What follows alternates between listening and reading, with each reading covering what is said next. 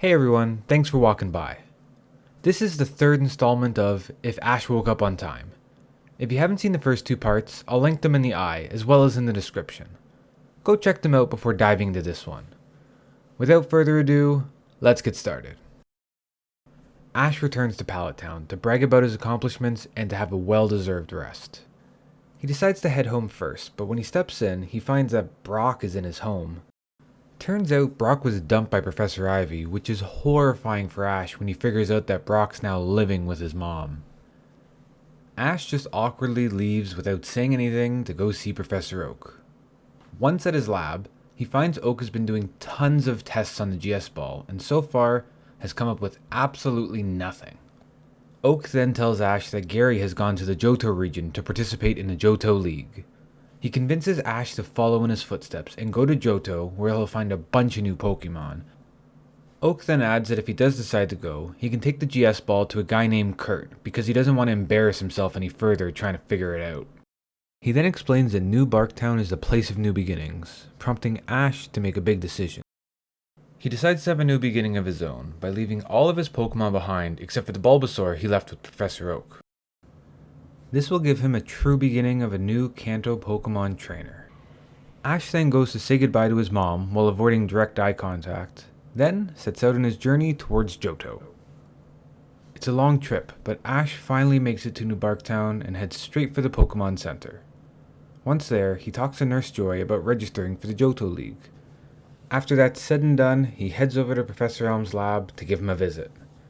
When he gets there, he finds that Professor Elm is too enticed by cell division, as we all are at some point in the day, and mostly ignores Ash. After a particularly rousing bout of telophase, Professor Elm turns to Ash to tell him a little bit more about the Johto region and the Johto League. He explains that trainers can choose between Chikorita, Cyndaquil, or Totodile, and that they need to collect 8 badges in order to enter the Johto League. Pretty standard stuff. He also tells Ash that the closest gym to him is in Violet City, so he decides to set out right away. On his way, Ash runs into a brand new Pokemon trainer named Casey, fresh from Professor Elm's lab. The two introduce themselves and decide to have a Pokemon battle. Casey uses Pidgey first, but Bulbasaur just blows it away. Same with Rattata, not looking good for Casey. Last, she sends out her Chikorita. It's clear that Chikorita is stronger than Pidgey and Rattata, but it's still no match for Bulbasaur, and goes down fast. Casey feels pretty shitty after this, but Ash, being the perfect gentleman that he is, tells Casey that he placed in the top 16 of the Pokemon League, so losing to him is nothing to be ashamed of. He thinks back to what it was like when he first started out, and that his journey in Johto wouldn't be nearly as challenging with this high-level Bulbasaur. So Ash proposes a trade. His Bulbasaur for Casey's Chikorita. Casey's a little reluctant at first, but her desire to be stronger ultimately leads to her agreeing, and the two swap Pokemon. Ash feels that this will give him the ultimate test. Starting off in a new region with a new Pokemon is exactly what he was hoping for when he set out, and now he can make it happen. The two part ways, with Casey taking a moment to get to know her new Bulbasaur, and Ash heading towards the forest just outside of Violet City. As Ash gets deeper into the forest, he notices there are more and more patches of dead trees. He looks around and spots a group of Heracross sucking the life out of the forest. Ash decides to try to catch one. Seconds later, a man named Woodrow shows up to try to stop Ash. He explains that catching a Heracross will disrupt the ecosystem because there's a very delicate balance in these parts. Ash kindly tells him to suck an egg and throws a Pokeball at Heracross, causing the others to fly away. The ball hits, and the Heracross is sucked in.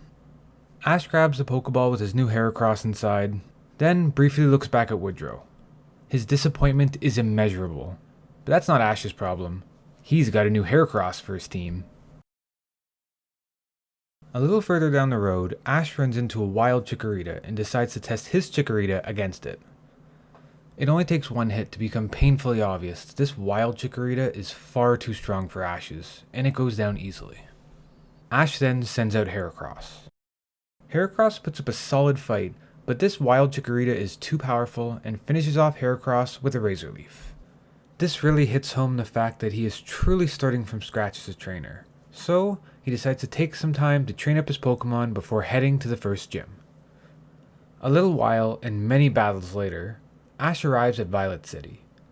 He makes a quick stop at the Pokemon Center, then heads over to the gym. There he meets Faulkner, the gym leader, and they both agree to a 2-on-2 battle because Ash only has 2 Pokemon. Faulkner starts off the battle with Hoot, so Ash sends out Chikorita. Despite all the training Ash has done, Chikorita is no match for Hoot and goes down fairly quickly. Next, Ash sends out Heracross, but it takes the same beating as Chikorita. Both of Ash's Pokemon are weak to flying types and just have too little experience to do much against the gym leader at this point. He realizes there's no point in trying the battle again, so he says goodbye to Faulkner and promises him he'll come back for a rematch when he's a little bit stronger. This isn't the first time Ash hadn't been prepared enough for a gym battle. It happened in the Orange Islands too, and it all worked out in the end. So, while Ash continues to train up, he decides to do his other task that Professor Oak asks him to do, and starts to head over to Azalea Town to meet Kurt. A ways down the road, Ash decides to take a break by a river near Cherry Grove City. While he's chillaxing, he spots a Quagsire in the river, so he watches as the Quagsire comes up out of the river towards him. It looks friendly, so he waits there ready to greet it. Then, it suddenly decides to be an asshole and steals the GS ball, then runs away. Ash chases after it and sends out Chikorita. It uses Vine Whip to take it out of the water, then hits it with a critical Razor Leaf. Ash then throws a Pokeball and catches the Quagsire. Moments later, while Ash is still swooning over his new Pokemon, Officer Jenny shows up to make sure Ash isn't disturbing the Quagsire because it's illegal to do so in Cherry Grove City. Ash, being the law-abiding citizen he is, assures Jenny he's following the law and she lets him go about his business. He then bolts it out of Cherry Grove City towards Azalea Town. Ash stops a short while later because his cardio isn't very good, and notices a Cyndaquil just outside of a huge labyrinth of caves on top of a cliff. He's pretty pooped, but decides to keep pushing and chases after it. Somehow, Ash makes it to the top of the cliff where he's confronted by this dickhead of a trainer. He says that he saw the Cyndaquil first, so it's his. Apparently, he follows the laws of finders keepers. They come to a compromise and agree to battle over the right to catch Cyndaquil. Ash sends out his Chikorita to battle Sandslash. The Sandslash does some heavy damage, but the type advantage is just enough to let Chikorita take it out with Razor Leaf. Ash flings off some insults, emotionally scarring the poor lad, then goes chasing after the Cyndaquil into the labyrinth.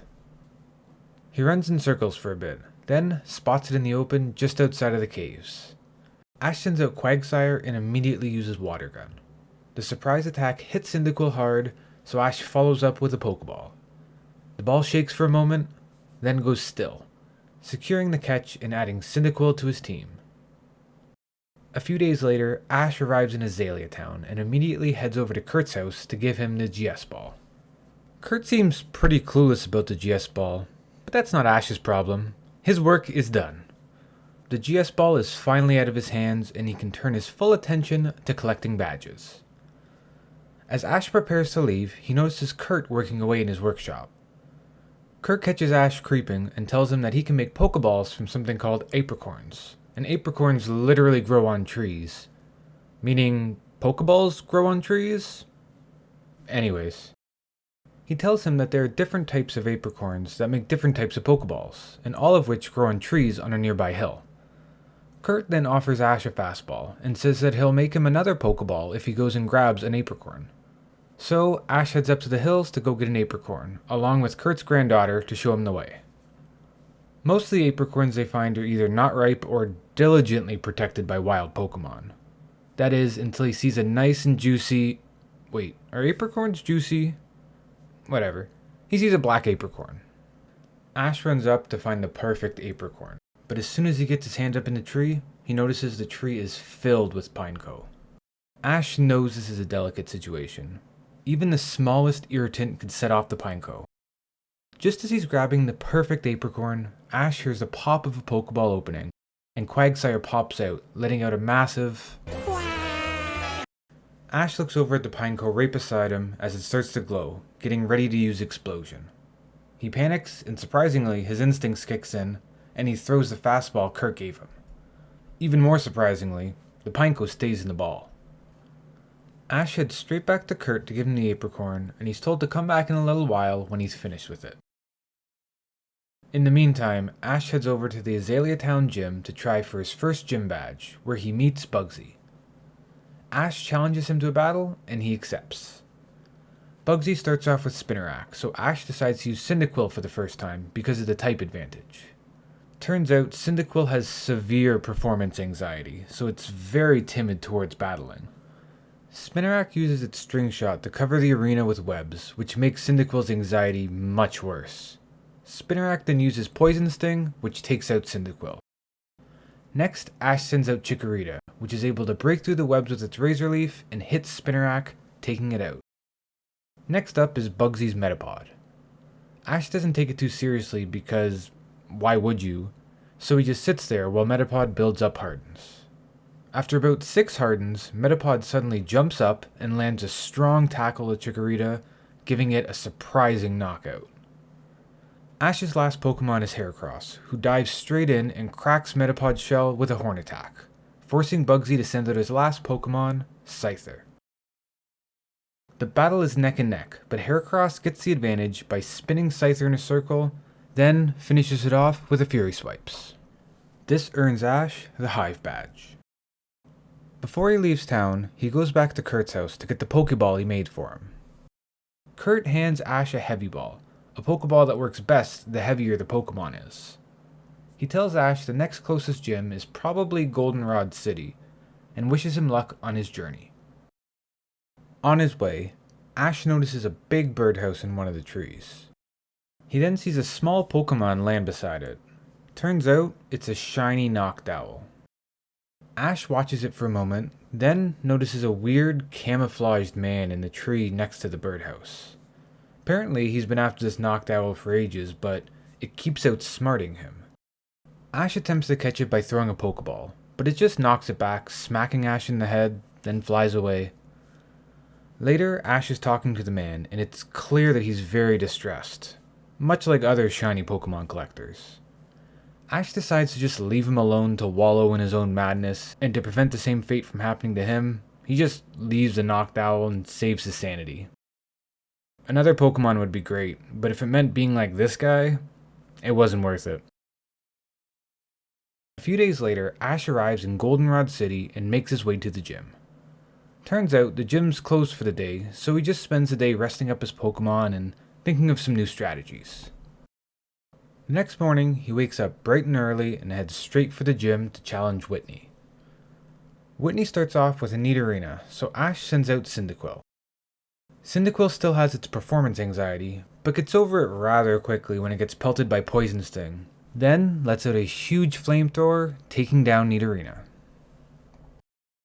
Next, Whitney uses Clefairy, but it's pretty terrible. It just goes for Metronome and then uses Explosion. It was a good try though. Whitney's last Pokemon is Miltank, and she immediately calls for Rollout. Cyndaquil takes the first hit, but the second hit's too much for it, and it goes down. Next, Ash sends out Heracross to try to stop Miltank's Rollout with Brute Force. It works about as well as you'd think, with Heracross getting squashed like the bug it is. Ash chooses to send out Chikorita as his last Pokemon, but just as he's about to throw out the Pokeball, Quagsire pops out with a mighty... At this point, he kinda has to just go with it, so Quagsire goes for Mud Slap, which slows down Miltank, then hits an earth-shattering Earthquake to throw Miltank off balance. Quagsire jumps up and hits a big slam, finally knocking out Miltank. This earns Ash the Plain Badge, while Quagsire lets out a victory. Ash says goodbye to Whitney, then heads north towards Ecruteak City. Want to see what happens next? Click here for part 2. If you're watching this near the time of release, subscribe to be alerted to when the next part comes out. Thanks for walking by, everyone. See you in the next video.